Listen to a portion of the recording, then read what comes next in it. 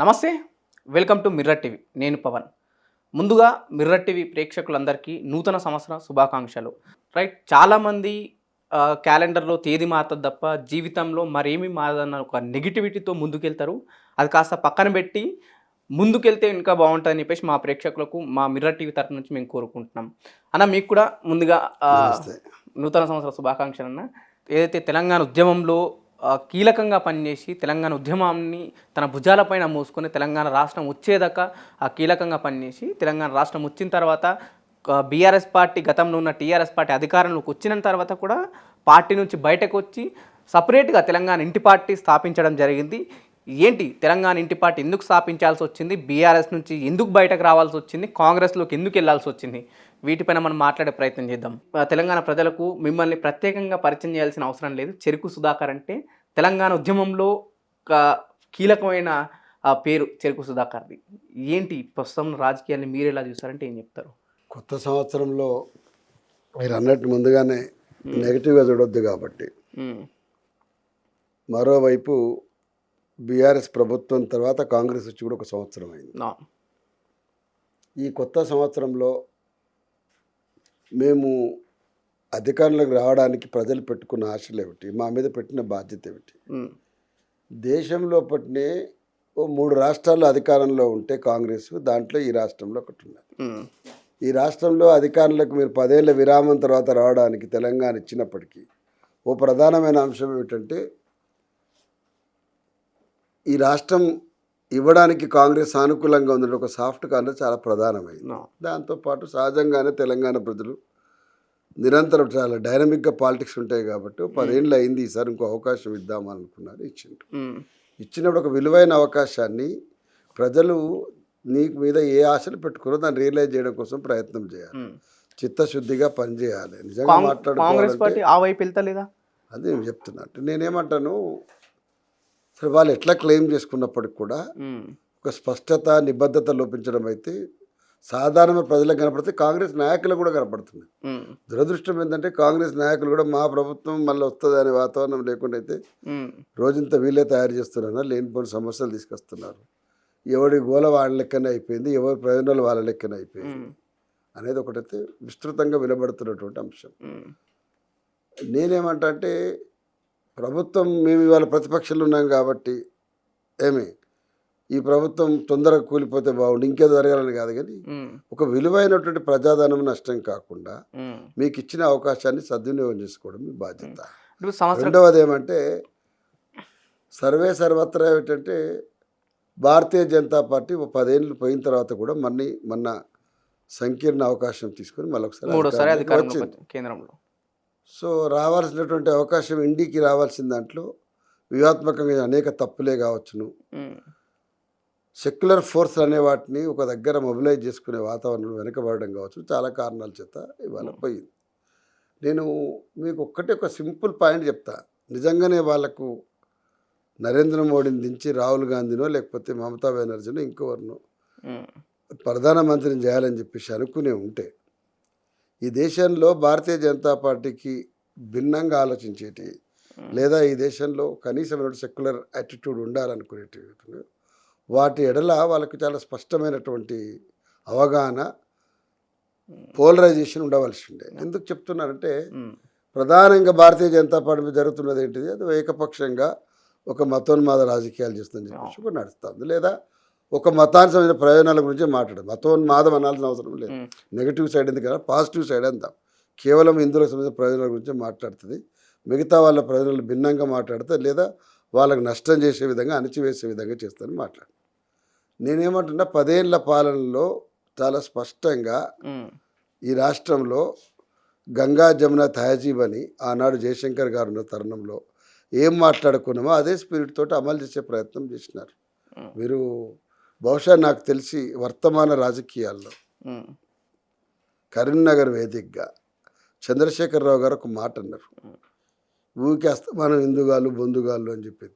సరే, ప్రజలు ఎట్లా రిసీవ్ చేసుకుని దానివల్ల ఫలితాలు ఏమొచ్చినాయి, ఎక్కడో మూలకున్న బండి సంజయ్ ఎంపీ అయ్యిండు, ఇది చర్చ వేరే సంగతి, దట్ ఈస్ డిఫరెంట్. అంటే ఆ పర్సెప్షన్లో ఎట్లా పోయింది వేరే సంగతి. కానీ మేమందరం హిందువులం కామా, మేము యాగాలు చేస్తలేమా, యజ్ఞాలు చేస్తలేమా, మేము దేవుళ్ళ గుళ్ళ మొక్తలేమా, కానీ కూర్చున్న కాడ పంచాయతీ పెట్టి దేవుళ్ళకి మధ్యన ఇది చాలా చిల్లర రాజకీయం అని చెప్పి ఇంత స్పష్టంగా అన్నటువంటి రాజకీయ నాయకుడు నాకు తెలిసి కమ్యూనిస్ట్ పార్టీలు కూడా అంత స్పష్టంగా అనలే. ఎందుకంటే భయపడతాయి, అంటే ఇట్లాంటి ఏమొస్తుందో అని చెప్పేసి. కానీ చంద్రశేఖరరావు గారు వారు యజ్ఞకర్తువుల్లో పాల్గొన్నప్పటికీ చాలా సందర్భాల్లో మాలాంటి వాళ్ళకు చిన్న జీరసమ వీళ్ళ వాళ్ళకి కనపడితే మాలాంటి వాళ్ళకి కొంచెం చికాకే ఉంటుంది. ఎందుకంటే నాలాంటి వాడికి స్పష్టమైన అవగాహన ఏముందంటే మనం చేసేటువంటి బిలీవ్ చేసేటువంటిది ఏతున్నదు. నువ్వు నాస్తికుడు అయినప్పటికీ సరే, నేను నాస్తికుడిని, వ్యక్తిగతంగా నేను నాస్తికుడిని. మనం పబ్లిక్లోకి పోయినప్పుడు సార్ గణపతి మా దగ్గర విగ్రహం పెట్టినాం సార్ అంటే నేను నాస్తికుడు వాడికి రాను అంటే కుదరదు. పబ్లిక్ లైఫ్లో ఒకటి ఉంటుంది. నాస్తికుడికి నేను రాను అనడానికి అవకాశం లేకుండా ఎట్లుంటుందో, నేను ముస్లిం అయినా హిందూ టెంపుల్ పోవడానికి అవకాశం తీసుకోవాల్సిందే, నువ్వు హిందూ అయినా ముస్లిం దగ్గర పోవడానికి ఉండవలసింది. సో ఈ బేస్ లైన్ ఒక సిస్టమ్ ఉంటుంది కదా, దాన్ని అందరం ఫాలో చేయవలసిందే. దానికి భిన్నంగా ఏదైతే పోయే పద్ధతులు ఏదో అది సమాజం హర్షించేది కాదు. అందుకోసము తెలంగాణ రాజకీయాల్లో కనివిని ఎరగని రీతిలో కూడా ఇవాళ కాస్ట్ పోలరైజేషన్ మీ అందరు మీరు కులం మీద రాజకీయాలు నడుస్తున్నాయి ప్రస్తుతం ఉన్న సిచ్యువేషన్. 100% నడుస్తున్నాయి. కులం లేకుండా రాజకీయం అక్కడ ఆధిపత్య కులాల రాజకీయమే నడుస్తుంది. మళ్ళీ దానిపైన ఇంకోటి మీరు లేదు, నేను చాలా స్పష్టంగా కుల రాజకీయాలు లేకుండా ఉంటే నష్టం అవుతుంది. ఎందుకైందంటే అట్టడుగు వర్గాల వాళ్ళు కులాన్ని సంఘటితం చేసుకోకపోతే నష్టం అవుతుంది. ఆధిపత్య కులాలు కులాన్ని వదులుకోవాలి, కింది కులాలు తమ కులం పెరిగినటువంటి శక్తిని కూడా తీసుకోవాలి. ఎందుకంటే బలహీనుడు ఎప్పుడు కూడా బలపడటానికి ప్రయత్నం చేసేప్పుడు వాడికి సంఘం అవసరం. అంతే కదా. ఎక్కడైతే ఏ పార్టీలు ప్రధానంగా ఉన్న 3 పార్టీల్లో కూడా అగ్రవర్ణాలకు చెందిన వాళ్ళే అధ్యక్షులు కావచ్చు, వర్కింగ్ ప్రెసిడెంట్లు కావచ్చు, ప్రధానంగా తెలంగాణలో అయితే కనిపిస్తున్నాయి. నిజంగా వీళ్ళు చెప్తున్న స్పీచ్లు కావచ్చు, చెప్తున్న హామీలు కావచ్చు, అటు బీసీలకు కావచ్చు, దళితులకు, వీళ్ళందరికీ మాటలు మేము వస్తే మీకు అధికారం వస్తుంది, మేము వస్తే మీరు బాగుపడతారు అన్నప్పుడు ఈ ఛాన్సెస్ కావంటారు వాళ్ళంటే వాళ్ళని ఆదుకున్నట్టు కాదంటారా? 100% ఇప్పుడు తెలంగాణ రాష్ట్రంలో సరే చంద్రశేఖరరావు గారు ఉన్నప్పుడు చర్చ అప్పుడున్నటువంటి అనేకమైనటువంటి ప్రజాకర్షక పథకాలు కావచ్చును, లేదా లబ్ధిదారులు కావచ్చును, ఇంకా చాలా చాలా అంటే చాలా డైనమిక్గా చాలా విషయాల్లో ఇప్పుడు తొందరగా తెలంగాణ రాష్ట్రం వచ్చిన తర్వాత మనం చాలా పనులు చేయవలసిన ఒక ఉరవడి కావచ్చును. ఆ ఉరవడిలో కొంత వేరే సంగతి. కానీ కాంగ్రెస్ ప్రభుత్వం వచ్చిన తర్వాత ఆ పార్టీలో పర్టికులర్లీ ప్రమోట్ చేసినటువంటి పద్ధతి ఏదో, ఒక కులాన్ని ప్రమోట్ చేసిన పద్ధతి ఉందో, రెడ్డి కులం, అది ఇచ్చినటువంటిది స్పేస్ ఉందో అది చాలా స్పష్టంగా తెలంగాణ ప్రజలకు రీచ్ అయింది. ఏంటంటే ఈ ప్రభుత్వం ఏర్పడమే పలానా కోసం ఏర్పడ్డది అనేటువంటి దానికి ఏర్పడ్డ అంటే ముందు నుంచి అంత ముందుకు సహజంగానే ఉంది. కాంగ్రెస్ పార్టీలో ముందు నుంచి రెడ్డి కులాలే శాసిస్తున్నాయంటారు. నేనేమంటా, ఒకప్పుడు రెడ్డి కాంగ్రెస్ అని ఉండేది. మీరు ఒకసారి బాగా గుర్తు తెచ్చుకుంటే యూ గో బ్యాక్, ఆవుదూడ పార్టీ గుర్తుండేది కదా. దాని తర్వాత ఇందిరాగాంధీ గారు వచ్చిన తర్వాత ఏం చేసిందంటే కాంగ్రెస్ ఐ అయింది. కాంగ్రెస్ ఐ అయింది, మీకు బాగా జ్ఞాపకం తెచ్చుకుంటే. ఆ కాంగ్రెస్ అయిన తర్వాత ఏమైపోయింది, అది అంటే ఇందిరా మాత్రమే కాదు, అది ఇంక్లూజివ్, అన్ని కులాలు వర్గాలు కూడా అనుకోని ఆమె స్పేస్ ఇచ్చింది. వాస్తవం కూడా మీరు మొత్తం ఉమ్మడి రాష్ట్రం లోపల అత్యధికంగా వివిధ కులాల నుంచి రిప్రజెంటేషన్ ఎప్పుడు జరిగింది అంటే రెడ్డి కాంగ్రెస్ని పడగొట్టడం కోసం కాంగ్రెస్ అనుకున్నాడు, జరిగింది. అది ఇప్పుడు కూడా మీరు స్ట్రాటజీ మళ్ళీ చూడండి, నెట్లో కొట్టి చూసుకోండి. హయ్యెస్ట్ రిప్రజెంటేషన్ సాల వాళ్ళు కానీ, మంగళ వాళ్ళు కానీ, యాదవులు కానీ, అనేకమైనటువంటి కులాలు ఎన్నడూ చట్టసభల్లో కనపడిన కులాలు కూడా మొట్టమొదటిసారిగా అవకాశం వచ్చింది. ఒక్కసారి కాంగ్రెస్ సంఘటితం కాగానే రెడ్డి కాంగ్రెస్ వచ్చేసి మళ్ళీ ఇలా పడిపోయింది. పడిన తర్వాత ఇప్పుడు అట్లనే ఉండిపోయింది, కానీ రెడ్డి కాంగ్రెస్ ఫంక్షన్కి వెళ్ళిపోయింది. ఇంతకాలం తర్వాత ఇన్ని మాట్లాడి ఇంత చేసి దేశవ్యాప్తంగా కులగణన గురించి మాట్లాడి, దేశవ్యాప్తంగా సామాజిక వర్గాలకు సామాజిక న్యాయం గురించి మాట్లాడి, అన్నిటికంటే ముఖ్యంగా ఆర్ఎస్ఎస్ హెడ్ క్వార్టర్ అంటే అది బ్రాహ్మణికల్ కల్ట్ మాత్రమే అని చెప్పేసి ఇన్ని చర్చలు జరిగిన తర్వాత ఇక్కడ అధికారులకు వచ్చినాం. దొరల పాలన అన్నాం, ఇంకేమన్నాం, ఇవన్నీ అయిపోయినాయి కదా. 0.4% అన్నాం, ఇవన్నీ అయిపోయినాయి. బట్ నువ్వు వచ్చిన తర్వాత ఏం చేసినావు, నువ్వు వచ్చే ముందరనే ఏం చేసినావు, ఈ పార్టీ ఉన్నదే దానికోసం అన్నట్టుగా మీరు చేసినారు. కేవలం రెడ్ల కోసమే కాంగ్రెస్ పార్టీ తెలంగాణలో ఉందనుకోవచ్చా? నేనేమంటా పవన్, ఇప్పుడు నాలాంటి వాడు మెయిన్ స్ట్రీమ్ పాలిటిక్స్లో ట్రైల్ చేయడం చాలా మంది ఏమంటే అన్న నిలకడ లేక అటైనా ఇటైనా అంటే నిలకడగా ఉండనివ్వరు. ఆధిపత్య వర్గాలు నిమ్మలంగా ఉండనియ్యరు. మీరు అందుకోసమే ఒక సందర్భంలో చూస్తే ఎవరు నిమ్మలంగా ఉన్నారు? కొండా లక్ష్మణ్ బాపూజీని ఏమాత్రం నిమ్మలంగా ఉండించిండ్రు? నిమ్మల రామల్ని ఏమాత్రం నిమ్మలంగా ఉండించు? నా ఒక్క సమస్య కాదు ఇది. Even you stay in power also you will not be stable. అంటే ఎందుకు ఈ మాట అంటే నాకు మాట, షెడ్యూల్ కాస్ట్ షెడ్యూల్ ట్రైబ్కి అడ్వాంటేజ్ ఏముంటుందో వాళ్ళ ఫిక్స్డ్ రిజర్వేషన్ ఉన్నది ఆల్రెడీ. కాబట్టి వాళ్ళకి స్టేబుల్గా ఉండి సరే ఎవరితో ఒక మేరకు సాఫ్ట్ కార్నర్ మెయింటైన్ చేస్తే వాళ్ళు అట్లా వాళ్ళు నడవగలుగుతారు. కానీ బీసీ లీడర్షిప్ని ఎక్కడ వేళ్ళు కొని ఒక టాల్ లీడర్గా నిలబడటానికి అవకాశం ఇవ్వనటువంటి దరిద్రం ఏదైతుందో అది ముఖ్యంగా తెలుగు రాష్ట్రాల్లో ఉండడం అన్నిటికంటే దారుణమైంది. అన్న నేను 1997లో ఫస్ట్ టైం మీరు బీఆర్ఎస్ గతంలో ఉన్న టీఆర్ఎస్ పార్టీలోకి వచ్చారు. ఇట్ సబ్జెక్టివ్ 97లో తెలంగాణ మహాసభ. అప్పుడు తెలంగాణ ఉద్యమంలో కీలకంగా పనిచేసిన వాళ్ళు టీఆర్ఎస్ పార్టీలోకి రావాలని ఎట్లా అనిపించింది? ఎలా అంటే వాళ్ళే ఆహ్వానించారా, మీరు వెళ్ళాలనుకున్నారా? నేను తెలంగాణ మహాసభ నడుపుతున్నాను. చంద్రశేఖరరావు గారు I think it is 2003లో 2003లో Kodadi నుంచి మనం హాలియాకు పాదయాత్ర పెట్టినాం. ఓకే. జగదీష్ మిగతా వాళ్ళందరూ కూడా అన్న మనం అందరూ ఒక దగ్గర ఉండాలి, పని చేయాలని వారు అనడం, ఇన్వైట్ చేయడం. అప్పుడు తెలంగాణ మహాసభ కూడా ఏంటంటే వీరన్న చనిపోవడం, ఇది ప్రధానంగా వెనక ఉన్న సపోర్ట్లో ఉన్నటువంటి లీడర్షిప్లో క్రైసిస్ రావడంతో ఒక మెయిన్ స్ట్రీమ్ పాలిటిక్స్లో ఉండడం ద్వారా తెలంగాణ ఉద్యమానికి కొత్త ఎత్తులకు తీసుకుపోగలుగుతామని ఆశతోటే వచ్చినాం తప్ప సడన్గా ఎమ్మెల్యే కాకపోతే ఎట్లా, ఎంపీ కాకపోతే ఎట్లా మేము రాలా. అయినప్పటికీ ఆనాడు వచ్చేప్పుడు కూడా చంద్రశేఖర్ చాలా స్పష్టంగా అన్నారు, అన్న మరి మీరు అడ్జస్ట్ కాగలుగుతారా అన్నారు.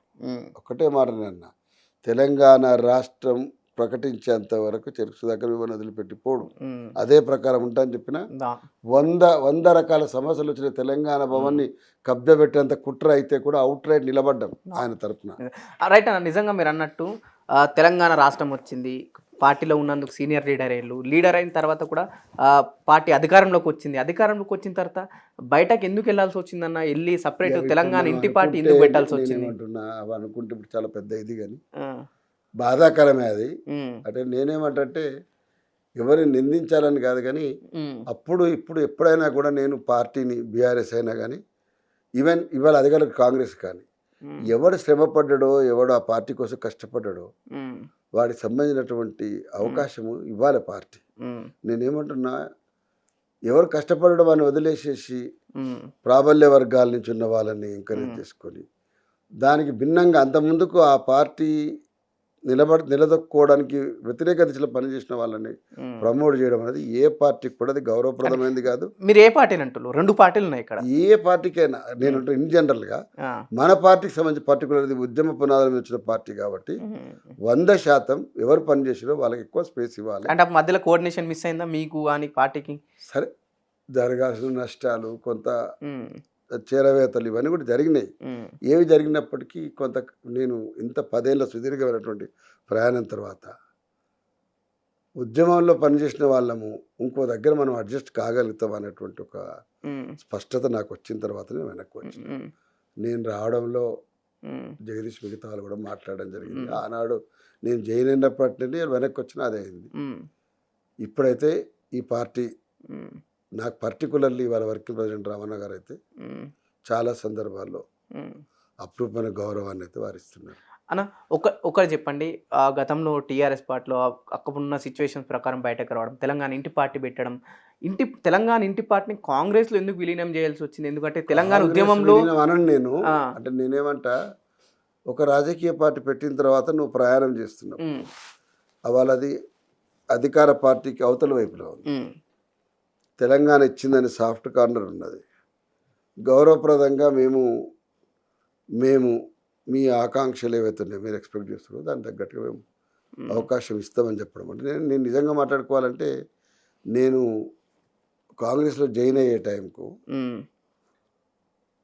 నేను పొరపాటున కూడా ఎక్కడ కూడా నాకు ఏమి ఇస్తారని చెప్పేదాన్ని కూడా నేను అడగలేదు. కాంగ్రెస్ అప్పుడున్న అధికారం మొన్న కానీ జరిగింది ఏంటంటే మా ఉనికి కనీసం అంటే ఉద్యమకారుల ఎడల సహజంగా పాత లీడర్షిప్ కాంగ్రెస్లో ఎట్లా ఉంటుంది అనేది నా ఎడల చాలా స్పష్టంగా కనపడుతుంది. అవన్నీ లెక్కలు వేసుకున్న తర్వాత మనది కాని ప్లేస్లో మనం ప్రయత్నం చేయడంలో అర్థం లేదు అని అనుకున్నాం.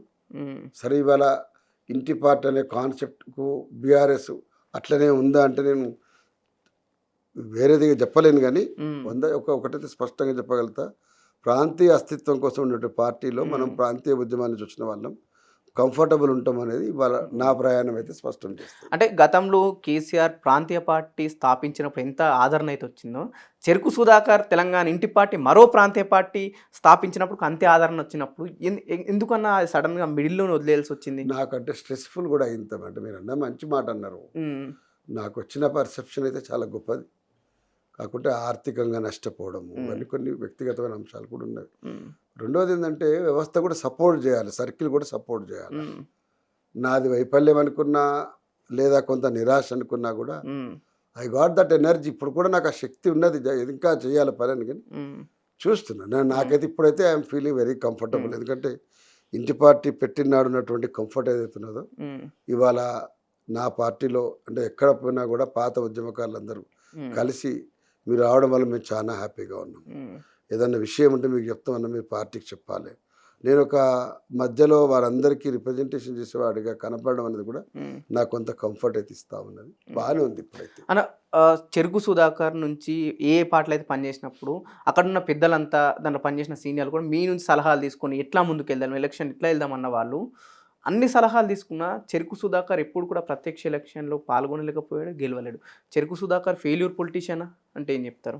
నేనేమంటా సక్సెస్ఫుల్ ఉద్యమం చేయడంలో సక్సెస్ అయిన తర్వాత ఉమ్, అవకాశాలు రాకపోవడం అనేది ఫెయిల్యూర్ అనే దానికి ఒక కంక్లూజన్ రాగలిగితే ఫెయిల్యూర్ పాలిటిషియన్. ఉమ్, ఉద్యమ నేపథ్యం నుంచి రాజకీయ నిలబెట్టాలనేటువంటి దాంట్లో ఒక 30 ఏళ్ళ ఎదురు ప్రయాణం నాది. ఉమ్, అవునా?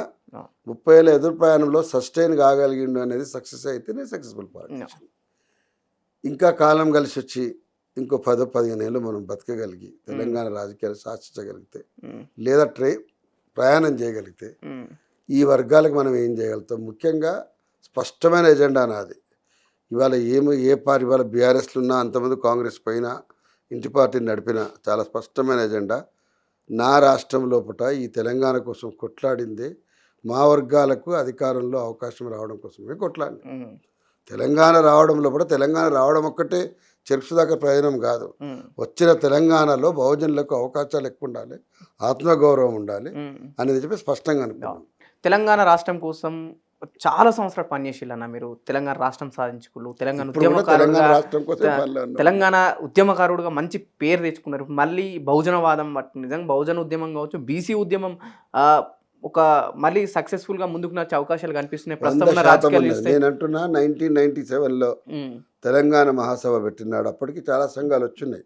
ఉమ్, తెలంగాణ పెరుగుద జయశంకర్ గారు ఐక్యవేదిక ఇవన్నీ పెట్టినప్పుడు కూడా ఉమ్, బహుజన రాజ్యాధికారమే దిశగా ఉమ్, తెలంగాణ రాష్ట్రాన్ని సాధిద్దామనేటువంటి నినాదం 1997లో దోకాదిన్న తెలంగాణ సూర్యాపేటకు ఉమ్, అది ప్రధానమైన అంశం. ఉమ్, అది దానికి ఫోర్స్ ఉన్నది కాబట్టి వేలాది మందిని మొబిలైజ్ చేయగలిగినాం. ఉమ్, వేలాది మంది డౌన్ ట్రాడన్ కేవలం తెలంగాణ మహాసభ బ్యానర్ కిందనే మొబిలైజ్ అన్నారు, బీసీలు మిగతా వాళ్ళందరూ కూడా. ఉమ్, తర్వాత సరే అన్ని పార్టీలలో ఉన్నటువంటి వాళ్ళు మెయిన్ స్ట్రీమ్లో ఉన్న వాళ్ళు రావడంతో కొంత వ్యవస్థ వేరే సంగతి. కానీ ఉమ్, బ్యాక్వర్డ్ క్లాస్ లీడర్షిప్ మొబిలైజ్ కావడంలో చాలా పెద్ద పాత్ర వహించింది. ఉమ్, ఇప్పుడు కూడా 10 ఏళ్ళ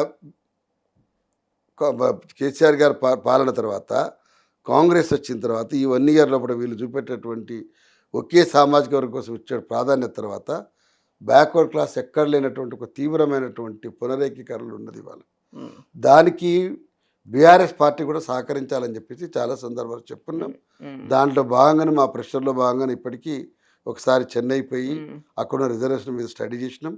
ఇవాళ కామారెడ్డి డిక్లరేషన్ అమలు చేయాలని చూస్తున్నాము, ఖచ్చితంగా కొట్లాడుతున్నాము. అదే సందర్భంలో కులగణన గురించి ఇప్పటికే కొంతమేరకు ప్రోగ్రెస్ కనపడ్డది. ఉమ్, బియాండ్ పార్టీస్ ఉమ్. చెరుకు సుధాకర్ ఇంక్లూడింగ్ ఎవరితో నెగోషియేట్ చేయడానికి, ఈ పర్టికులర్ ఎజెండా అమలు చేయడానికి పనిచేస్తాడు.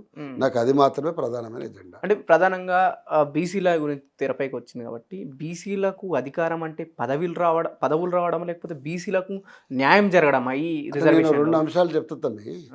నీ రిప్రజెంటేషనే లేకపోతే నువ్వు ఇచ్చే పదవుల గురించి కానీ నువ్వు ఇచ్చే రాయితీల గురించి అకౌంట్లకు ఎందుకు వస్తుంది? నేను అడుగుతున్నా, బీసీ స్కాలర్షిప్ ఇచ్చేటువంటి మంత్రి బీసీ కాకపోతే ఏం ఉపయోగం అంట? కనీసం సపోజ్ ఒక బీసీల సంబంధించిన అనేకమైనటువంటి హాస్టల్ ఓపెనింగ్ ఉంటుంది, నీ రిప్రజెంటేషన్ కనపడాలి కదా, అక్కడ నీ వర్గాలు ఓటు వేయాలి కదా. నీ వర్గాలకు నువ్వు పోతే అన్నా నువ్వు వచ్చినావు, మా గౌండ్లోకి ఇది వచ్చింది, మా సాలోళ్ళకి ఇది వచ్చింది, మా మంగళోళ్ళకి ఇది వచ్చింది అనాలే కదా. తర్వాత గ్రౌండ్ లోపల కూడా క్షేత్రస్థాయిలో లీడర్షిప్ పెరగాలి కదా. బీసీ ప్రయోజనం అంటే బీసీని ముఖ్యమంత్రిని చేయడము, లేకపోతే బీసీని ఉప ముఖ్యమంత్రిని చేయడము, ఓ ప్రధాన మంత్రిని చేయడం మాత్రమే కాదు, అన్ని స్థాయిలో కూడా లీడర్షిప్ రావాలి కదా. మరి ఇవాళ అట్లా జరుగుతుంది కదా. ఇప్పటి వరకు ఉన్న సీఎంలు అందరూ అగ్రవర్ణాలు కావచ్చు, అన్ని అగ్రవర్ణాలకు సంబంధించిన సీఎంలు స్టేట్ ఉమ్మడి రాష్ట్రం కావచ్చు, ప్రస్తుతం ఉన్న తెలంగాణ రాష్ట్రం కైలు. కానీ ఈ సీఎంల కింద ఉన్న వాళ్ళు మాత్రం బీసీలు బహుజనులు బలంగా పనిచేసిళ్ళు ఆ పార్టీ అధికారంలోకి రానికి. కానీ ఎందుకు ఏ పార్టీ అధికారంలోకి వచ్చినా బీసీలను కావచ్చు, లేకపోతే ఈ దళితులను ఎందుకు పట్టించుకుంటారంటే ఏం చెప్తారు? పట్టించుకోవడం అనే దానికంటే కూడా ఒక రిప్రజెంటేషన్ నేను అనుకోవడం ఏంటంటే ఒక సందర్భం తప్పకుండా వస్తుంది. కాకుంటే రీజనల్ పార్టీలో ఏ మేరకు ఉంటుంది, నేషనల్ పార్టీలో ఏ మేరకు ఉంటుంది చర్చ, అది ఒక చర్చ నడుస్తుండవచ్చును. కానీ అల్టిమేట్గా ఈ రాష్ట్రానికి ఇవాళ కాకపోతే రేపైనా కూడా బ్యాక్వర్డ్ క్లాస్ సీఎం రావాల్సిన అవసరం ఉంది. అంటే వచ్చే ఛాన్సెస్ ఉన్నాయంటారు. ఎందుకు ఉండకూడదు? నిన్న మొన్న కూడా మనం ఏదో బయట చర్చ ఏదో నడుస్తాం. పార్టీ కూడా అవసరమైతే గతంలాగానే అంటే వర్కింగ్ ప్రెసిడెంట్లో మిగతా వాటిల లోపల కూడా అవకాశం ఉంటే తీసుకోవాలి, బీసీలను ముందు ఫేస్లో పెట్టాలనే చర్చ కూడా నడుస్తాం బీఆర్ఎస్ పార్టీ అంటున్నారు. నేను నిజంగా మాట్లాడుకోవాలంటే I'm not that much keen about what's inside happening. ఎందుకంటే నేను బయట నుంచి చాలా కాలం తర్వాత వచ్చి ప్రతి క్షణం అబ్జర్వ్ చేస్తలేను కాబట్టి నేను చెప్పలేను. కానీ డెఫినెట్గా పార్టీ సీరియస్గానే ఉందని అనుకుంటున్నా. వారితో కలిసినా లేదా రామారావుతో చాలాసార్లు షేర్ చేసుకున్నా, కవితతో కూడా విషయం చెప్పున్నా. బయట కూడా నేనేమన్నా కేవలం బీఆర్ఎస్ పార్టీని పట్టే బీఆర్ఎస్ ముఖ్యమంత్రి కాడు, లేదా బీఆర్ఎస్ ఉప ముఖ్యమంత్రి కాడు, బయట వాతావరణం కూడా అవసరం. అంటే నేనేమంటా క్షేత్రస్థాయి నుంచి బీసీల లీడర్షిప్ పెరగాలని చెప్పేటువంటి డిమాండ్ పెరగాలి, పార్టిసిపేషన్ పెరగాలి, అది అవసరం ఉన్నది. అంటే ప్రధానంగా ఇప్పుడు కవిత గారు కూడా బీసీ నినాదాన్ని ముందుకు తీసుకెళ్తున్నారు, దీన్ని ఎలా చూడొచ్చు? నేనేమంటా ఇప్పుడు ఎవరిని నేను నెగిటివ్ అనను, కానీ బీసీలకు తమ మూమెంట్ తాము నడిపే కెపాసిటీ అయితే ఉన్నది. వాళ్ళు నడపాలని కోరుకోవాలి, వాళ్ళకు వచ్చే అవకాశాలని ఖచ్చితంగా తీసుకునేటట్టుగా సహకరించాలి. ఏ లీడర్షిప్ అన్నా కానీ మీరు రేవంత్ రెడ్డి అయినా, కవిత అయినా, వారు కేటీఆర్ గారు అయినా, ఇంకొక పార్టీని ఇంకొకరైనా, ఎవరమైనా కూడా, ఈవెన్ కమ్యూనిస్టులు అయినా, వాళ్ళకు కూడా వాళ్ళ పెద్ద అపవాదం ఉన్నది. కమ్యూనిస్టులు అని చెప్పుకున్న తర్వాత కూడా లీడర్షిప్ అది కూడా ఒకే సామాజిక వర్గం డామినేట్ చేసిన తర్వాత నువ్వు ఏ పేరు చెప్పుకుంటే ఏంటంటే నువ్వు కమ్యూనిస్ట్ అంటే ఏంది, నువ్వు హిందూ పార్టీ అంటే ఏంది, లేకపోతే నువ్వు రీజనల్ పార్టీ అంటే ఏంది, నీ రిప్రజెంటేషన్లో కూడా జీరో ఉండి లేదా పేలవంగా ఉంటే అది ఏమవుతుంది, ద్వంద్వ స్వభావాన్ని తెలియజేస్తుంది. రైట్ అన్న, ప్రస్తుతం పాలిటిక్స్ ఈ రకంగా ఉంటే ప్రస్తుతం కాంగ్రెస్ పార్టీ పరిపాలన ఎలా ఉంది, వాళ్ళు ఇచ్చిన 6 గ్యారెంటీల విషయంలో మీ స్టాండ్ ఏంటిది? నేనేమంటే గ్యారంటీలు ఏం చేసిర్రో కానీ కనీసం తెలంగాణ ప్రజలకు గత ప్రభుత్వం కంటే మెరుగైంది, క్షేత్రస్థాయిలో ఏం అమలు చేసినా వాళ్ళు స్పష్టంగా చెప్పాలి. ఇవాళ ఓ రైతు బంధు ఇంతమందికి తక్కువ చేసినాము, 5 ఎకరాలకు కుదిచ్చినాము, ఇవన్నీ వేరే సంగతి. కానీ మీరు అన్నారు కదా విధ్వంసం అయిందని మాట్లాడతాడు రేవంత్ రెడ్డి గారు. తెలంగాణ మొత్తం విధ్వంసం అయిపోయింది కదా. విధ్వంసం అయ్యే ఏంటంటే నిర్మాణం కోసం నువ్వు ఏం చేసినావు అంటే అప్పుల పాలే ఉంది, మేము నిర్మించలేకపోతున్నాం అంటున్నావు. నేనేమంటున్నా అంటే నువ్వు విధ్వంసం చేయడానికైతే నీకు పైసలు ఉన్నాయా? అంటే మొత్తం గుడిసెలన్నీ గులగొట్టేసి, ఇండ్లన్నీ గులగొట్టేసేసి మూసి ప్రక్షాళన పేరు మీద నిర్మాణం చేయడానికి అయితే పైసలు ఉన్నాయి. కానీ క్షేత్రస్థాయిలో యూనివర్సిటీలో ఏం చేయాలో, గురుకుల హాస్టల్లో ఏం చేయాలనో, లేకపోతే గవర్నమెంట్ స్కూల్లో ఏం చేయాలనో, లేకపోతే వరంగల్ మూతపడ్డటువంటి మధ్యన ఆగిపోయినటువంటి హాస్పిటల్ ఎట్లా ఓపెన్ చేయాలో, లేకపోతే టిమ్స్ హాస్పిటల్ ఎట్లా ఓపెన్ చేయాలో దానికి సంబంధించిన ప్రణాళిక ఉండదా? నేను అడుగుతున్నా, you should be focus. Health minister ఏం చేస్తుంటే మానిటర్ చేసుకోవాలి. అందరూ కాఫీలు తాగారా, టిఫిన్ తిన్నారన్నట్టుగా, లేకపోతే అలిగిపోతారేమో, లేకపోతే కుర్చీ కింద బాంబు పెడతారేమో అని భయపడకుండా ఎట్లయితుంది? ఉంటే ఉంటాం, పోతే పోతాం. నేను అడుగుతున్నా, విశ్వనాథ్ ప్రతాప్ సింగ్ గారు ఉన్నారు, మండల్ కమిషన్ రిపోర్ట్ తీసుకొని వచ్చిండ్రు, అమలు చేయాలన్నారు. నువ్వు అమలు చేయాలని దీని ఎంబడి పడితే నీ గవర్నమెంట్ కూలగొడతాడు, కూలగొట్టాడు అన్నాడు. అంతే కదా, హిస్టరీలో రికార్డ్ అయింది కదా. విపి సింగ్ అనే మనిషి కేవలం మండల కమిషన్ కోసమే అధికారం పోగొట్టుకున్నాడు అని రికార్డ్ అయింది కదా. రైట్, నువ్వు అన్నమాట ప్రకారమే నేను 10 ఏళ్లకు ఉన్నటువంటి కేసీఆర్ ప్రభుత్వానికి వ్యతిరేకంగా కొట్లాడినా, నేను కొట్లాడిన దాన్ని అమలు చేయడం కోసం చేస్తే అయ్యో రేవంత్ రెడ్డి గూలగొట్టిరా అని చెప్పేసి అపవాదతో నువ్వు దిగు. రేవంత్ రెడ్డి డైనమిక్ లీడర్, ఒక పెద్ద స్టార్ని ఎదిరించిన జైల్లో పెట్టిండు, ఎవరైనా పట్టించుకోలేరు, అందరు ఒకటే అని చూపెడుతుండు. ఎట్లా ఒక హీరోనే జైల్లో పెట్టిండు, ఎవరైనా ఒకటే రేవంత్ రెడ్డి కానీ ఒక దాన్ని క్రియేట్ చేస్తుండు కదా. నేనైతే మీకు చాలా స్పష్టంగా చెప్పగలుగుతా, కక్షపూరితమైనటువంటి రాజకీయాలతోటి ఉమ్, ఏకోన్ముఖమైన గుడ్డి వ్యతిరేకత ఏది ఉందో ఉమ్, అది ఎప్పుడూ ఫలితాలను ఇవ్వదు. ఉమ్, ఇవాళ కేటీఆర్ మీద ఫార్ములా రిస్తా చర్చ నడుస్తుంది కదా. no, నేనేమంటున్నా, చట్టం తన పని తాను చేసుకుని నువ్వు అంటావు కదా, ఉమ్, అన్న సిస్టమ్ ప్రకారం ఏమో చేయాలి. కానీ ఉమ్, ఒక మంత్రి ఉన్నాడు ఇప్పుడు, ఆయనకు అదొక పని పెట్టిరు అన్నట్టు. ఏంటి, రోజు కూర్చొని ఇక చూడు 3 రోజులు అయితే ఈయన అరెస్ట్ అవుతాడు, 4 రోజులు ఈయన అరెస్ట్ అవుతాడు. ఉమ్, మంత్రులు ఏం పని చేస్తారనే దానికంటే పొలిటికల్ ఎప్పుడు అరెస్ట్ అవుతారనేటువంటి నామస్మరణ ఎక్కువైపోయింది. ఆయనకి నేను బాంబు వెళ్తాడు. అది మంచి, నేను మొట్టమొదటిసారిగా పోస్టింగ్ పెట్టిన తర్వాత అది now it become a main stream పాలిటిక్స్లో చర్చ అయింది. నాకు బాగా గుర్తుంది. నేనే ఒక రోజు ఊరికి అస్తమానం బాంబులు అడిగిన ఊరికి బాంబుల శాఖ మంత్రి చేయండి అని ఏదో ఒక పోస్టింగ్ పెట్టినాం. కేటీఆర్ గారు దాన్ని బలపడుతూ చాలా సందర్భాలు సీనాన్ని బాంబుల శాఖ మంత్రి చేయాలని. అంటే నేనేమంటే ఎంత నాన్ సీరియస్ నువ్వు అంటున్నా. నువ్వు చేయాల్సిన పని వదిలిపెట్టి ప్రతిరోజు రేపు ఈయన జైలుకి పోతాడు, ఆయన జైలుకి పోతాడు, ఏమి ఇవన్నీ మాట్లాడే పద్ధతి ఉంది కదా. అంటే లీగల్ ఇస్తున్న డైవర్షన్ పాలిటిక్స్ విషయం కాదు నాన్న, అసలు నేనేమంటే you got no concern at all.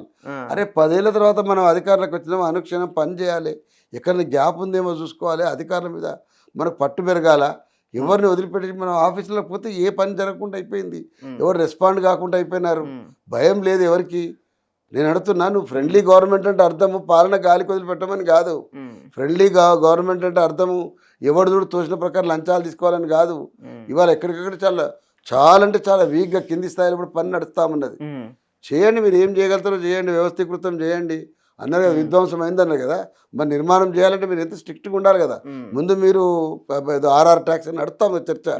నువ్వు ఆర్ఆర్ ట్యాక్స్ వసూలు చేయకుండా ఉంటే కదా కింద నిర్మాణం నడిచేది. Revanth Reddy tax, Rahul Gandhi tax. నేను అట్లా ఏదో అంటే రేవంత్ రెడ్డి బయట నడుతున్న పదని చెప్తాను. అది ఏ పేరైతే ఏమైంది, ఆయన బట్టి విక్రమార్క ఒక ట్యాక్స్ అంటున్నారు, రేవంత్ రెడ్డి ఒక ట్యాక్స్ అంటున్నారు, కింద మినిస్టర్కి ఒక ట్యాక్స్ అంటున్నారు. ఇవన్నీ నడుస్తూ ఉన్నాయి.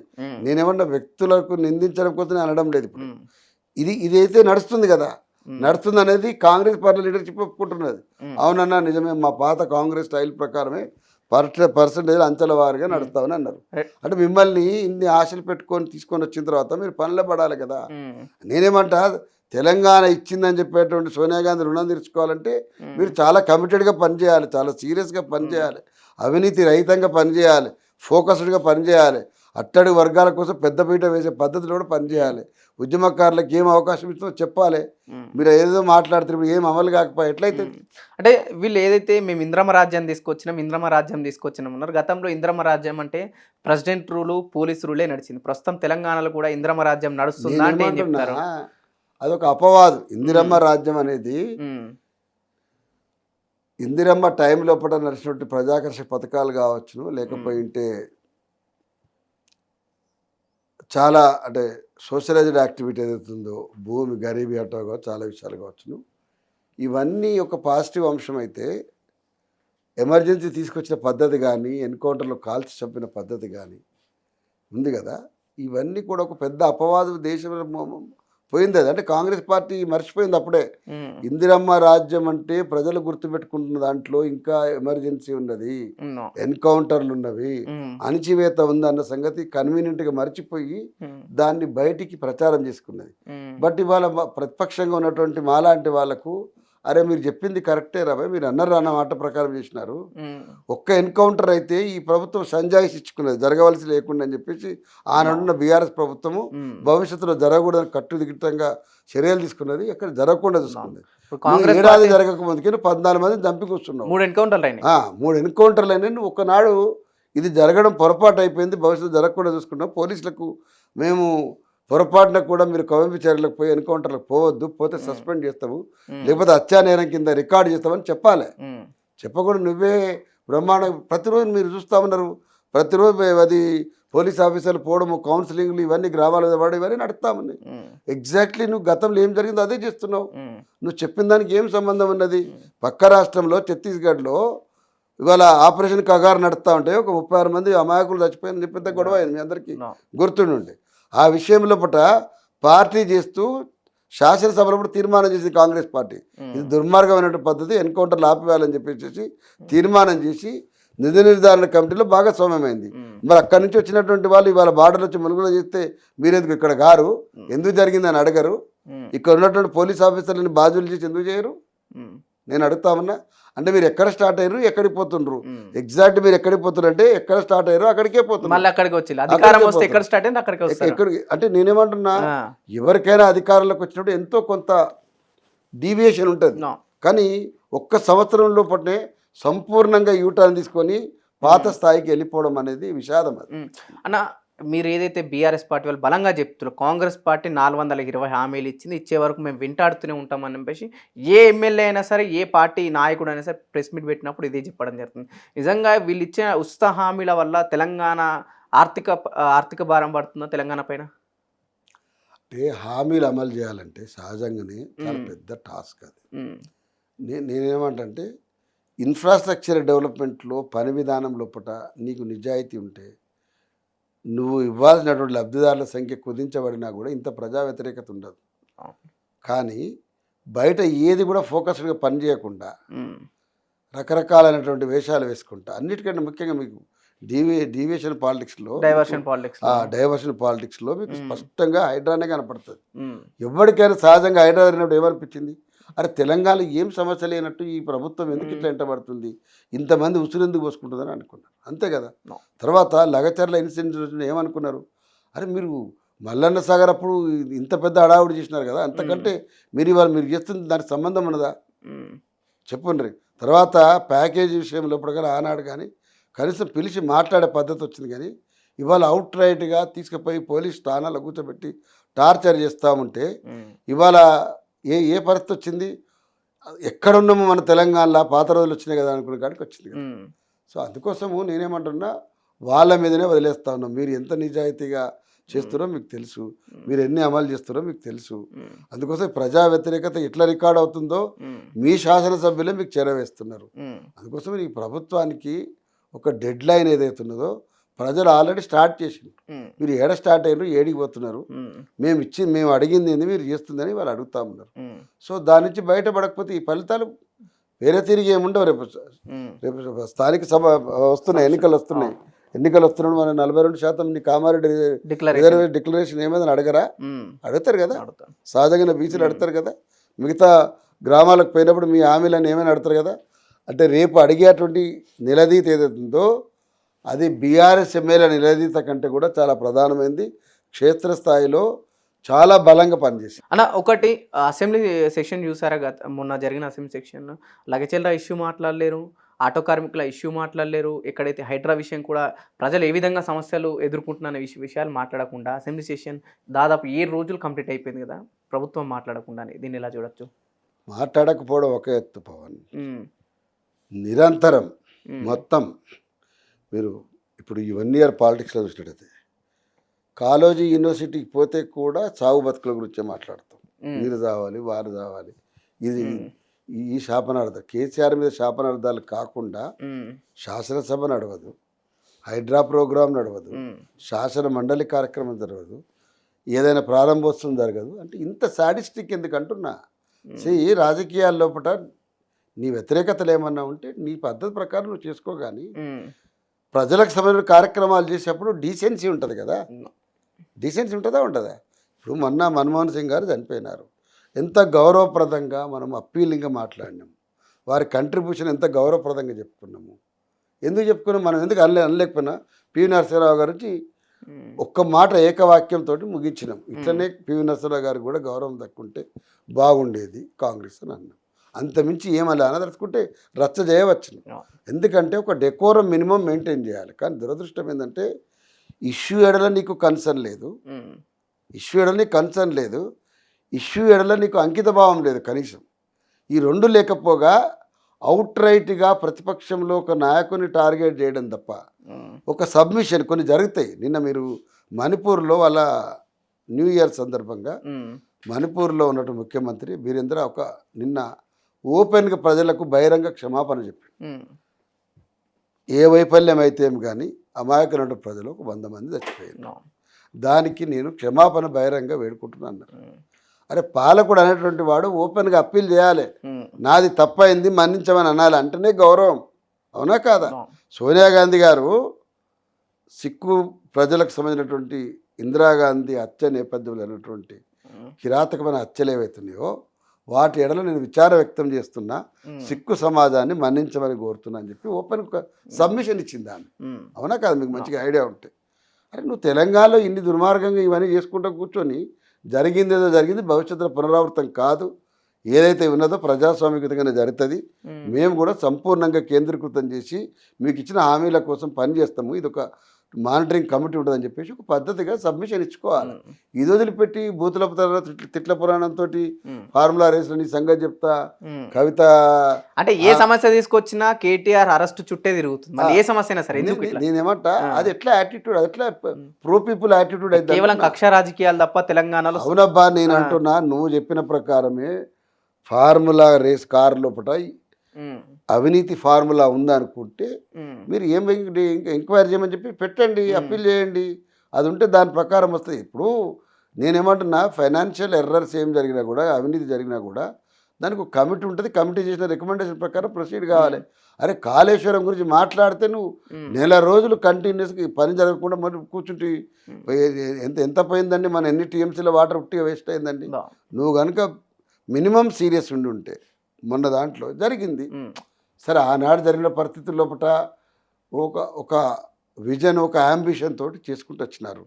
అక్కడ ఏమైనా టెక్నికల్ ఎర్రర్ జరిగి ఉంటే అవి మనం విల్ఫుల్గా జరిగినాయి కావాలి. ఇప్పుడు టెక్నిక్ కొన్ని పెద్ద, ఇప్పుడు జైజాంటిక్ ప్రాజెక్ట్ పెడతాము, పెట్టినప్పుడు కొన్ని జరిగినప్పుడు కరెక్షన్ మోడ్లో ఉండాలి ప్రభుత్వం తప్ప శాపనార్థాలు పెట్టదు కదా. ఉత్తమ్ కుమార్ రెడ్డి అయితే, ఉత్తమ్ కుమార్ రెడ్డి కోర్టు అనుకుంటా, మీరు ఎన్నిసార్లు మాట్లాడతారండి ఇదే మాట, మీరు పని మొదలు పెట్టరు అని చెప్పేసి పై నుంచి కేంద్ర ప్రభుత్వం నుంచి ఆర్డర్ వచ్చేంత వరకు వీళ్ళు ఏం ముట్టుకోలేదు. ఒకటి చెప్పండి, ఏదైతే కేటీఆర్ ఫార్ములా ఈ రేసింగ్ విషయంలో కేసు అవ్వడం, ఎఫ్ఐఆర్ అయింది, దానిపైన కోర్టుకి వెళ్ళడం జరిగింది.